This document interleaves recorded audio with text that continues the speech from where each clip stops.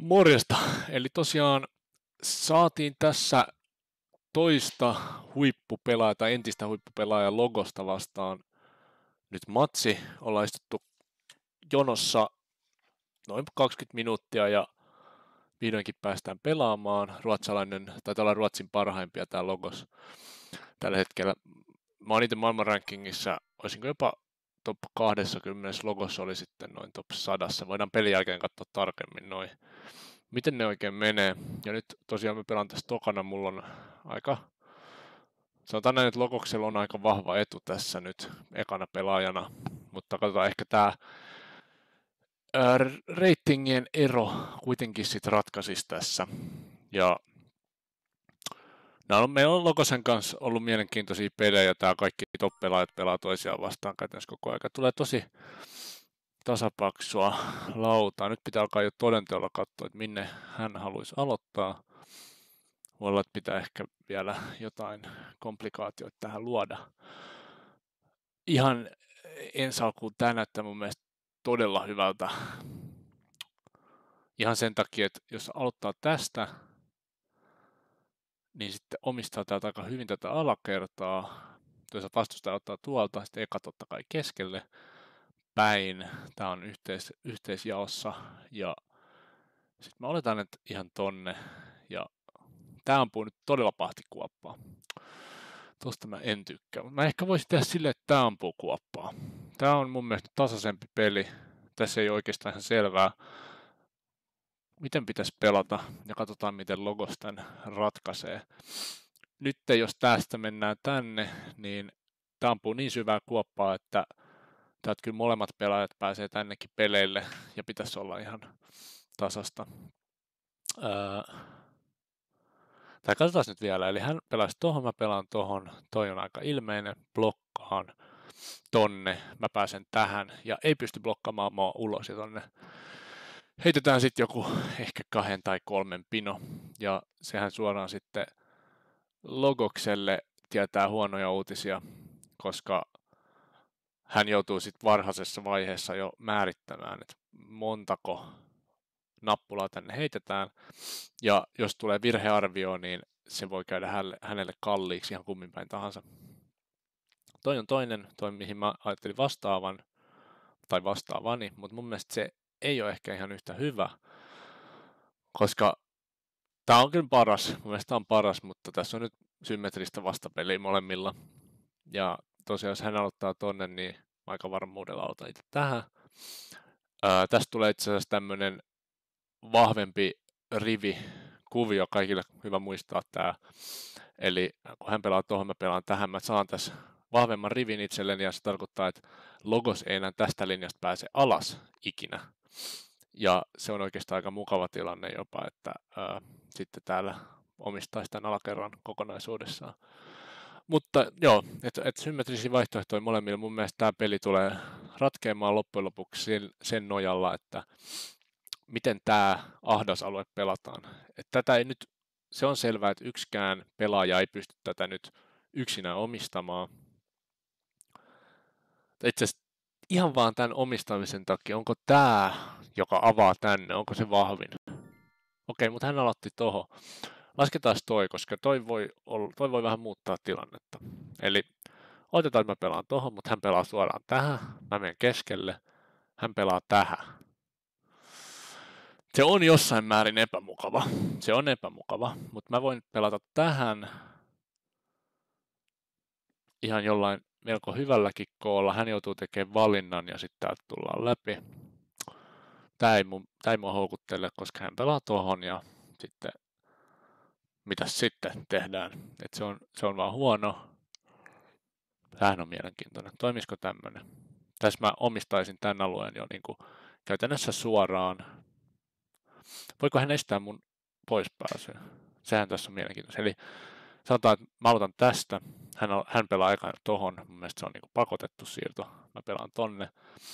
Aika isolla satsilla, muutenhan tässä jäädään jumiin. Hän pelaa päin.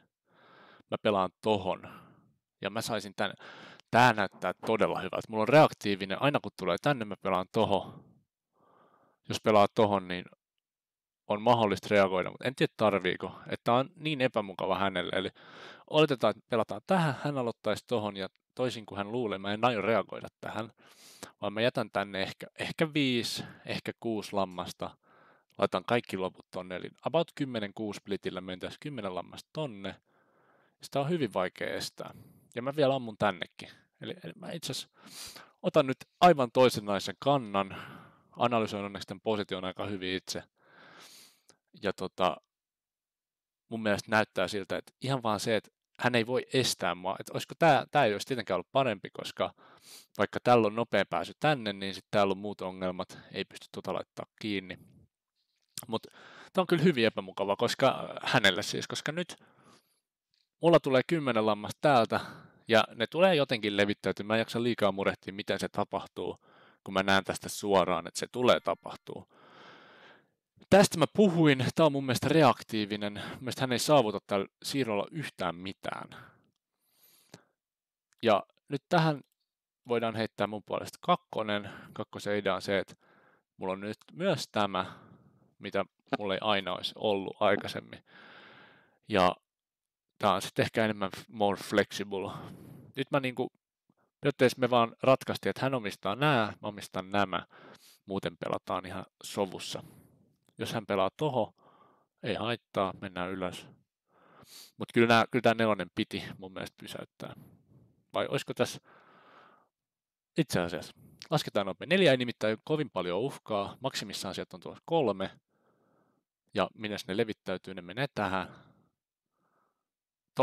Tolla hän pystyisi multa yhden vapauden viemään, mutta se maksaa aikaa. Mitä jos mä pelaan tänne? Ja hän nyt sitten pelaisi päin. Mä pelaan tonne. Aika kovaa kuoppaan ammun. Ei ehkä houkuttele. Kyllä me reagoidaan tähän ja pelataan siihen 2. Ja nyt muuten laskelmat pysyy samana. Ja itse asiassa mähän omistan tää nyt enemmän kuin hän. Koska hänellä on 1, 2, 3, 4, 5 ja mulla on 6. Sitten tohon ja toi on ihan ignoraukseen menee. 2 on mitään hätää. Ja olisiko jopa semmonen tempaus, että tonne sitten, mitäs mä uhosin, että mä heitän. Tuosta 2 menee 1 tähän. Tänne pitää 3 jättää. Niin se voisi olla niin kuin 10 yhä. Mutta tää on vaan nyt vähän enemmän kasas. Mutta mä sanoisin, että mulla on melkein mukavampi tilanne tässä. Tää on tietenkin myös 8 sinne, ei paljon mua hetkauta. 10 mä olin tänne heittämässä ja katsotaan pitääkö se paikkansa. Onko tää 10? Onko tää nyt sittenkin ongelmia? Voiko olla? Katsotaan. Heittää tonne. En mä usko, että mulla on. Mä jätän tänne ihan maltillisesti, meidän aika iso kool tänne. Joo, kyllä se 10 nyt on tähän tilanteeseen se paras. Olisiko tänne pitänyt jättää 5? No en tiedä. Ei ole välttämättä hyvä, koska jos hän pelaa toho, periaatteessa mä en voi pelata takas. Mut jos hän pelaa ikinä, 5 on tosi hyvä. 5 on tosi hyvä, koska hän pelaa 1 toho, mun ei tarvitse miettiä, koska nythän mä omistan tämän kaiken. Jos hän pelaa 2 tähän, niin mä pelaan itse 2 tähän. Ja hän otti pataan yhden verran, ja mä otin pataan 1 verran. Koska täältä 5, täältä olisi 4 tulos, ja sitten mulla jää toi 2. Eli 5-2 on jotenkin aika ovela systeemi. Ja nyt sitten aina halutessaan mä voin reaktiivisesti aina reagoida tähän. Hänelle ei ole niinku uhkaa, mutta tämä mun, sanotaanko, ongelmaisin pino jää nyt sitten 1 pienemmäksi, ja se voi ratkaista helpostikin näissä peleissä. Tämä on yllättävän pitkäksi tulossa tämä video tässä vaiheessa. Mä tiedän, että tätä videoa katsoo tasan yksi toinen ihminen, koska siis Suomessahan ei ole yhtä kovatasoisia Battleship-pelaajia kuin että on minä ja sitten on yksi toinen, ketä en nyt aio nimeltä mainitakaan tässä. Hänen kanssa ollaan aina, että hän pelaa näin. Ja tämähän on nyt ilmeinen, mitä tässä yritetään. Että jos mä pelaan takas, niin sieltä on tulossa tommonen. Mutta en näe kyllä ihan hirveät uhkaa tässä. että mä voin jollain maltillisella kasalla tänne mennä. Täältä nämä ampuu samaan läjää. Täältä päästään aina ulos. Mä heitän tähän 3, se heittää tuohon 1. Mä heitän tähän 2. 2 pääsee aina jompaan kumpaan. Mutta tuleeko sitten jonkunnäköistä ongelmaa? En mä sanoisi, että tässä tulee. 3 on melkein vahvin. 2 on toki, 2 on siinä mielessä kiva. Että sit mä preparaan tän. Joo, itse asiassa noin mä haluan tän pelata. 3. mä joudun vähän miettimään, että jos sä pelaa 1 tohon, niin mä en esimerkiksi mulla ei ole tänne oikeutta pelata. Ei kun onhan mulla. 3 on ihan brilliant move. 3 on aivan brilliant. Okei, 3 tähän ja 1 tähän. Mitäs mä sitten? Se ei olekaan sit niin brilliant move. Ehkä me otetaan ihan rauhassa tää 2. 2 ja idealla pelata tuohon. Joo. Mulla on jo nyt pienempi suurin stäkki kuin hänellä. Se on niinku käytännössä aina etu. Ja iso kunnia kuuluu tälle 5, mikä nyt aina tiedetään, että se tulee selviämään. Nyt mä oon jo luopunut ajatuksesta, että mä ampuisin ylöspäin enää, ainakaan vielä. Että täältä on tulos 7 nyt joku, sanotaanko, ehkä 1, ehkä 2 tänne. 2 käy jo vähän kuumottavaksi, mutta siinä on ideoita, että 2 on oikeastaan aika suurikin uhka. Sitten ampuu tänne ja onko täällä mukaan, täällä ei mun mielestä kaikki heimot enää sen jälkeen pelaa niin kuin kunnolla yhteen.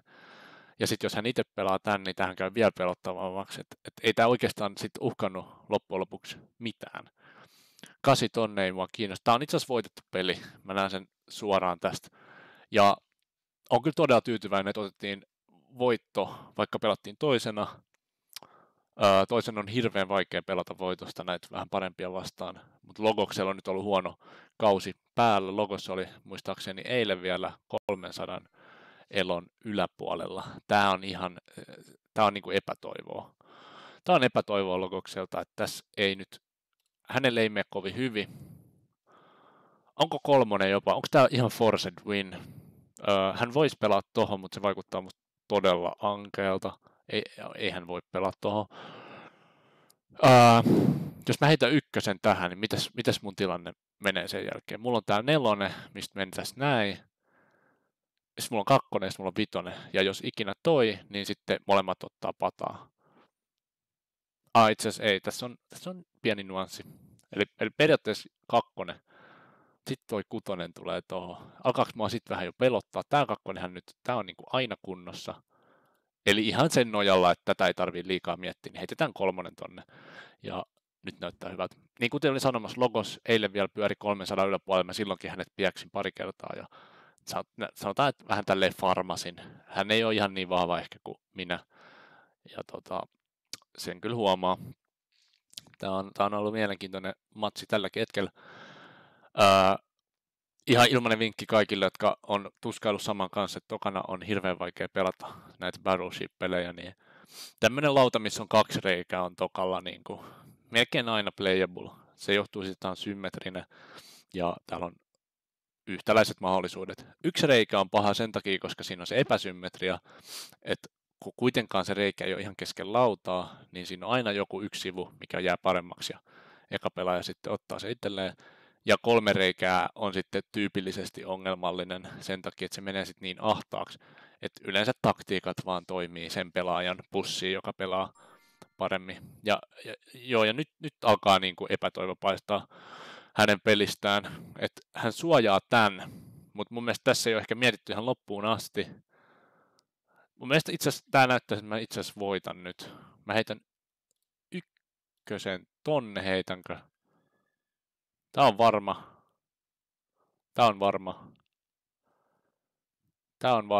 Eli niinku okei, joo. Mä heitän 1 tonne. Jos hän heittää 1 tähän, mä heitän 1 tähän. Jos hän heittää 2 tähän, mä heitän 2 tähän. Ja tää kyllä pitäisi kaiken hoitua. Täältä alaspäin. No se käy vaikeaksi, hän pelaa tohon. Eli kyllä me heitetäänkö me 2 vai 1 tänne, se on se kysymys. Ehkä me heitetään 1, koska tuolla ylä kuitenkin 4 kokoa. Meneekö tää tiebreakille? Oi vitsi. Onks mä häviämässä tän? Sehän tästä vielä puuttuisi. Mä häviisin tän. Enkä mä häviä tätä. Häviinkö mä oikeesti tiebreakille? Mikäs on mun lauman koko? Onhan tää ihan helvetin iso. 5, 5 ja 2. Hänellä on 6 ja 2. Onko tästä tulossa täys dravi? Uskomatonta. Toki hän joutuu pelaamaan tarkasti vielä, että ei tää ihan tällä vielä ratkee. Ja täälläkin on, että tää 2, minnepä tää tän ammut. Jos mä pelaan toho. Selviikö 6, niin kyllä se selvii. Kyllä se niinku kaikesta selvii. Itse asiassa sit... Ai. Mä saatoin kuulkaa hävitä. Ai vitsit, kuulkaa. Mä en kestä, jos mä häviin. Mä oon just lesoillut, miten mä oon tätä logosta piessyt täällä. Okei, hän pelasi tohon. Nyt totahan ei mun tarvi miettiä liikoja. 2 tähän, hän voi pelata tohon.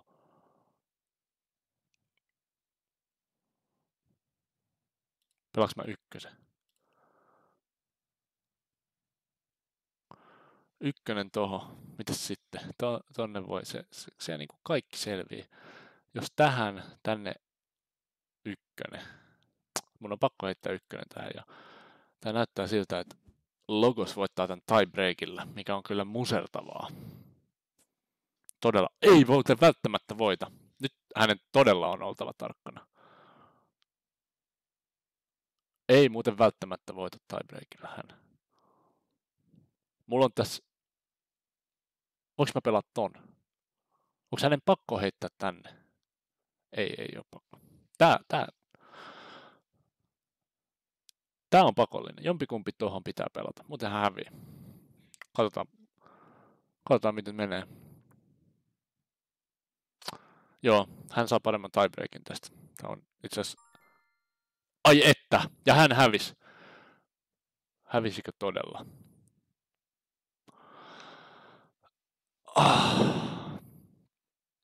Koska nyt hän kuitenkin pääsee tänne.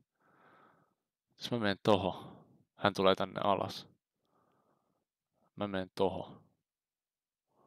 Miten tää menee? Mä menen tohon, hän tulee tänne, mä menen tähän. Kyllä tää kaikki selvisi hän. Ai vitsit. Ei taida olla mitään keinoa tästä selvitä. No, pelataan nyt loppuun asti. Surullista. Todella surullista.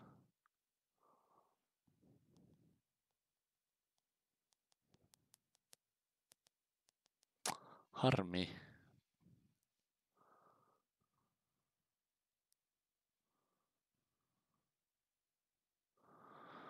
Harmi.